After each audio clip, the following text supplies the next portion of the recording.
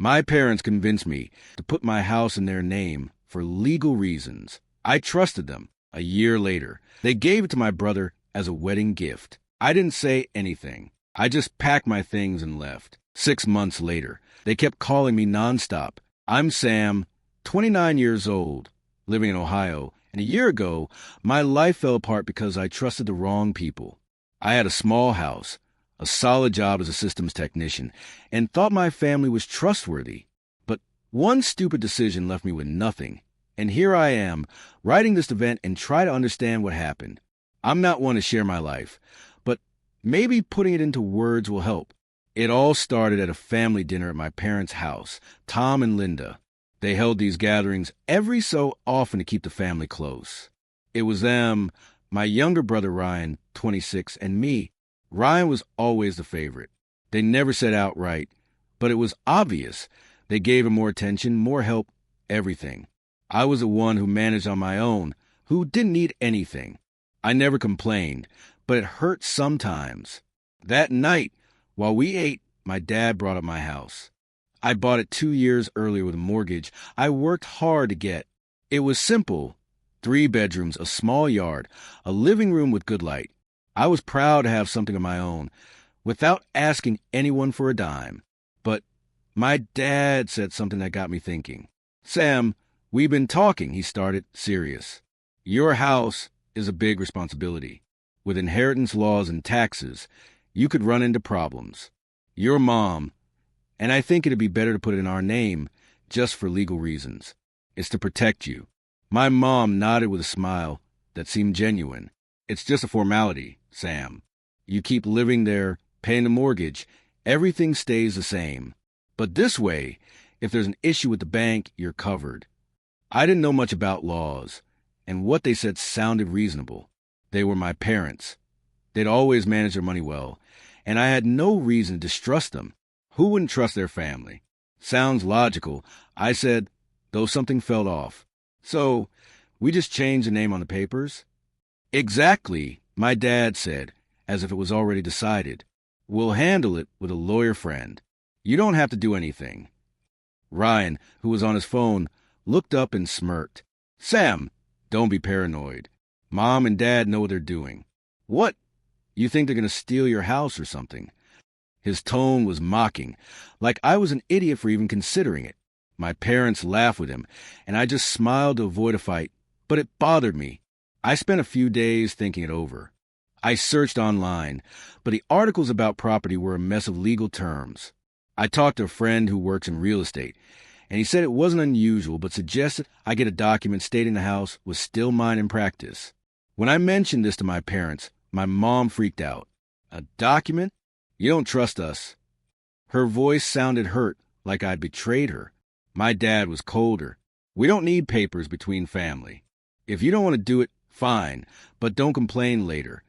I felt bad, like I was being ungrateful. I thought I was overreacting. So I signed the papers they gave me. I didn't read them thoroughly, a mistake that still haunts me.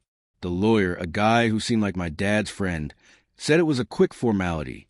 Within a week, the house was in their name. They swore nothing would change, and for a while, it didn't. I kept paying the mortgage, living in the house, everything normal. My parents never brought it up again, and neither did I. Meanwhile, Ryan got engaged to his girlfriend, Emily. The wedding was set for the summer, and everyone was excited. I'm not big on parties, but I was happy for him, or at least I wanted to be. The wedding day came, and it was chaos. Tons of people, loud music, decorations like something out of a movie. My parents paid for almost everything. Typical with Ryan. During the reception, my dad took the stage with a microphone. Today is a special day, he said, smiling. We're not just celebrating Ryan and Emily's wedding, but we have a gift for their new life. He paused and dropped the bomb. We're giving them Sam's house. The room erupted in applause. Ryan and Emily looked thrilled. Emily even jumped with excitement. But I felt like I couldn't breathe. My house, the one I was paying for. I looked at my parents, hoping they'd say it was a joke, but my mom just gave me a look that said, "Don't make a scene." Ryan didn't even glance at me. He was too busy hugging Emily. I didn't say anything. I was in shock. People were clapping. Some patted me on the back like I'd chosen this. Ryan came up to me later with a beer in hand and a smug grin. "Hey, Sam, thanks for being so cool about it. Emily and I are going to make that house amazing. You always figure things out, right?" His tone was pure sarcasm, like I was a loser who didn't deserve what I had. I didn't respond, just nodded and went to a corner to catch my breath. That night, I went back to the house and started packing. I didn't know where I'd go, but I couldn't stay. My parents tried talking to me in the days that followed. My mom said it wasn't a big deal, that they just wanted to help Ryan. My dad was worse. "Sam, the house was never really yours. You were just paying. We made the decision for the family." Each word felt like a punch. I didn't fight. I didn't have the energy. Within a week, I had my stuff in boxes and moved to a small apartment in the city. It was basic, with thin walls and a noisy neighbor, but it was mine. I got a text from Ryan soon after. "Sam, thanks for not making a scene. Emily and I are redecorating, so don't drop by without warning, okay?" The message had his usual attitude, like he was the rightful owner, and I was an annoying guest. I deleted it and didn't reply. The next few months were tough. I worked a lot, saved what I could, and tried not to think about them. My parents called sometimes, but I barely answered. I didn't want to talk after what they did. Then one day, my phone wouldn't stop ringing. My mom, my dad, even Ryan. Messages, calls, everything. Something was up. When I answered, my mom's voice sounded desperate. "Sam, please, it's about the house. There's a problem with the mortgage. Can you come talk?" I didn't respond right away. The word house made me grip my phone. It wasn't their house. It was mine until they ripped it away. "Tell me what's going on," I said, curt. She insisted it was better in person, but I didn't budge. I hung up and turned off my phone for the rest of the day. I wasn't ready to face them, but they didn't stop. My dad left a voicemail I reluctantly listened to. "Sam, don't be stubborn. This is serious. Ryan needs your help. Come this weekend." Ryan's name made my blood boil. My brother hadn't exactly been a saint. At the wedding, when they announced my house was his gift, he came up to me with that smug smile I hated. "Sam, don't take it personally," he said, like it was a joke. "You always come out on top, right? Emily and I are going to make that house something special." His tone was venomous, like I was a loser who didn't deserve it. Then, a month later, he sent me a text that still burns. "Hey, Sam, don't stop by the house without warning. Emily's making it nice, and we don't want you messing it up." Mess it up? My house, the one I paid for and maintained. I didn't reply, but every word stuck with me. Knowing I couldn't avoid them forever, I agreed to meet my parent at a cafe near my job, a place where I wouldn't feel trapped. When I arrived, they were at a table in the back. My mom looked like she was about to cry, and my dad had his usual, "This is how it's going to be" face. "Sam, thanks for coming," my mom said, her voice sounding rehearsed. "We know things haven't been easy, but you're part of this family, and we need to talk." "Get to the point," I said, not moving. I didn't want their speeches. My dad sighed, like I was the problem. "Ryan and Emily haven't paid the mortgage in months. The bank's about to take the house. If we don't do something, it's gone."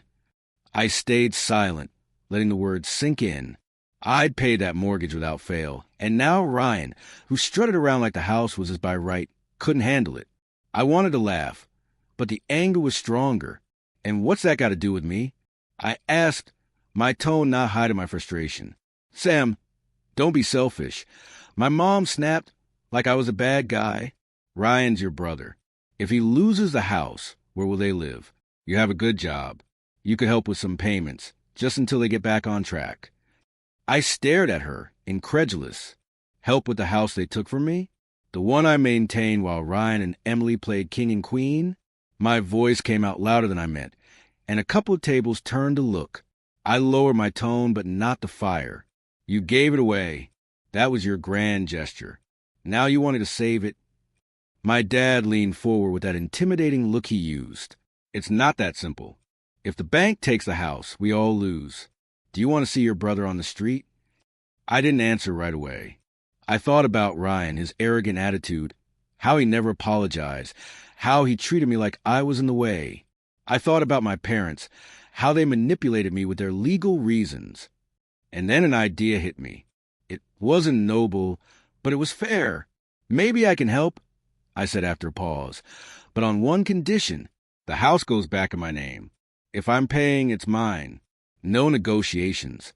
My parents looked stunned. My mom stammered something about talking to Ryan, but my dad nodded slowly, like he saw no other way. We can arrange it, but you need to move fast. The bank won't wait. I didn't fully trust them. They'd already screwed me over once. I contacted a lawyer I found online, a young, straightforward guy who got my story right away. I told him everything, the transfer, the wedding, the gift, and now the mortgage mess.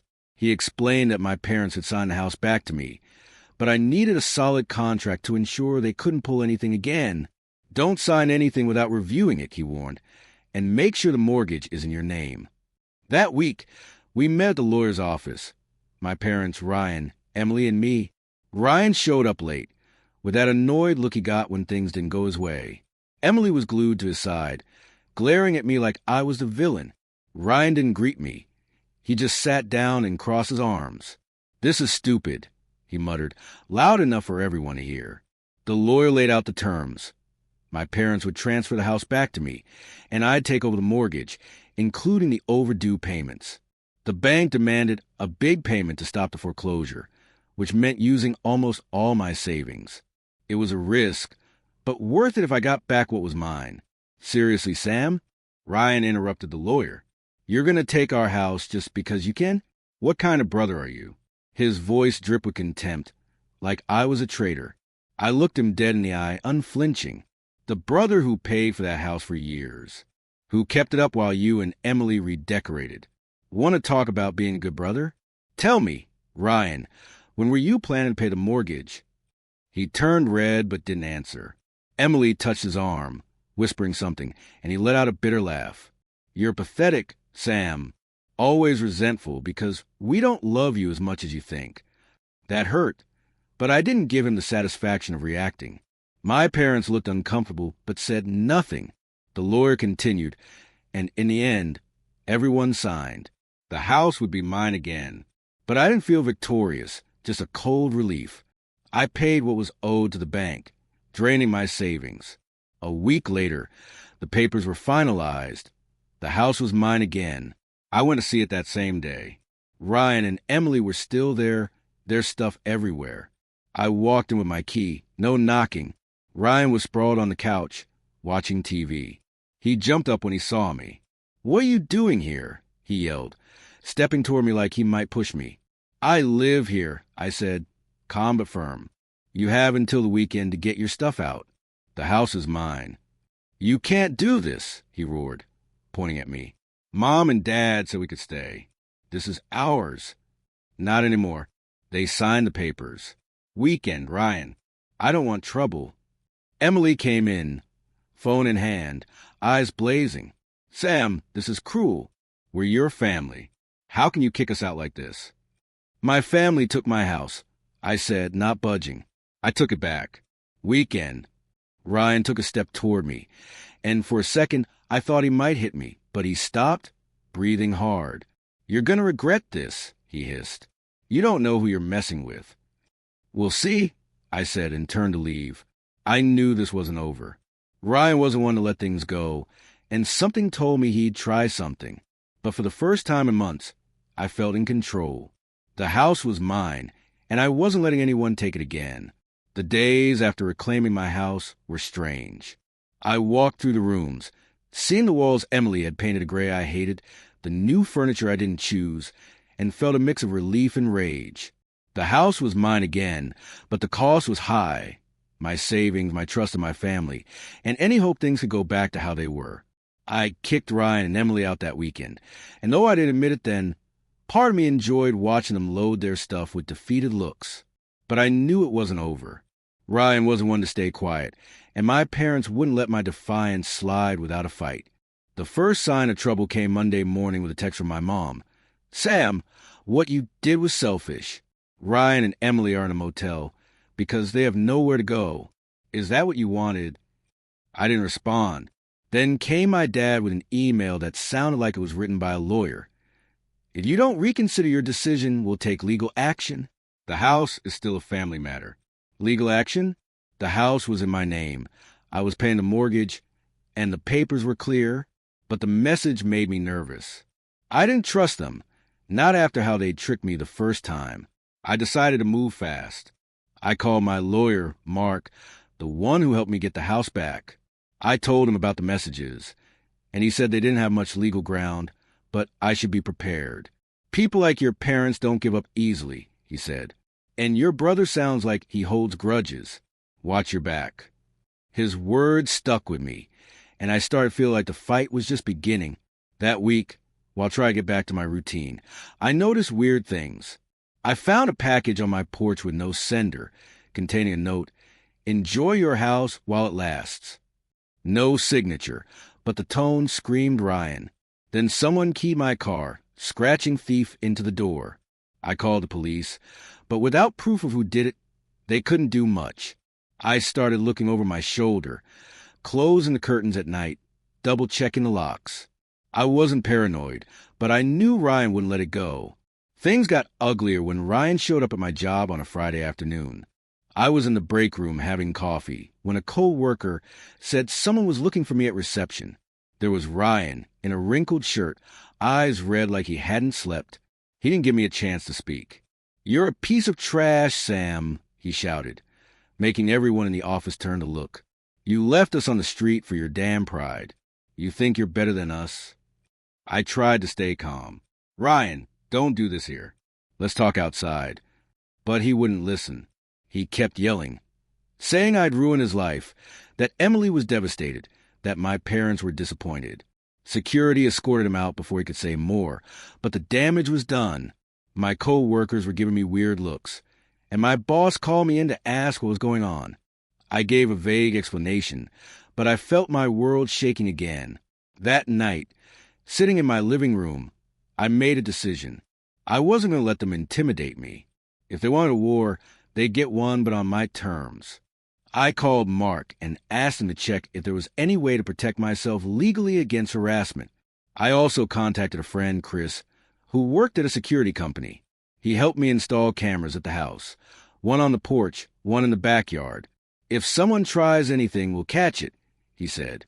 "And with your brother, it sounds like you'll need it." The cameras were a good call, because 2 days later, they caught someone prowling in my backyard at midnight. I couldn't see the face, but the figure was lanky, like Ryan. I turned the footage over to the police, and though it wasn't enough to arrest anyone, it got them patrolling my street more often. I felt like I was regaining some control, but I knew this couldn't go on forever. The breaking point came a week later, at a meeting my mom set up at their house. She called, nearly crying, saying we needed to fix things as a family.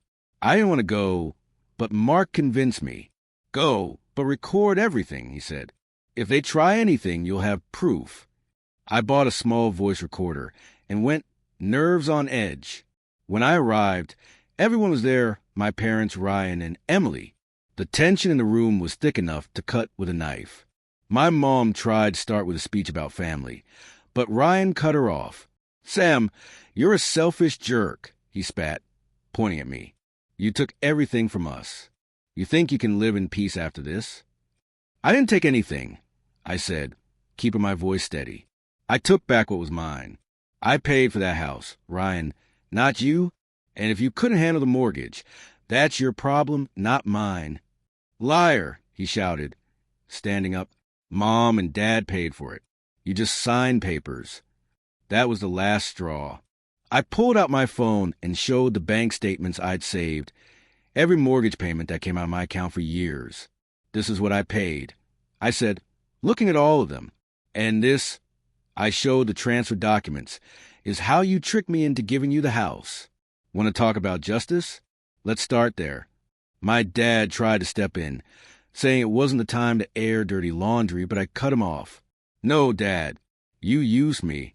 You made me sign with lies and then gave it to Ryan like I didn't exist. You expected me to stay quiet." Emily, who'd been silent, scoffed. "Sam, you've always been resentful. Ryan deserved that house more than you. He has a family to take care of. Family? I shot back. You and Ryan aren't my responsibility. And if you're so great at taking care of things, why'd you let the bank almost take it? The argument spiraled out of control. Ryan got in my face, yelling that he'd make me pay, and my mom started crying, saying I was tearing the family apart. My dad just watched, like he didn't know what to do. Finally, I stood up. This is over, I said. The house is mine, and if you want to fight, do it in court. You won't win. I walked out, heart racing, but with a clarity I hadn't had before. Recording the conversation was a masterstroke. When I gave the recording to Mark, he said it was gold. If they try anything legal, this proves they manipulated you and that Ryan threatened you, he said. You're covered. The next few days were quieter, but not perfect. The cameras caught someone throwing paint on my porch one night. But this time, the police identified a friend of Ryan's in the footage.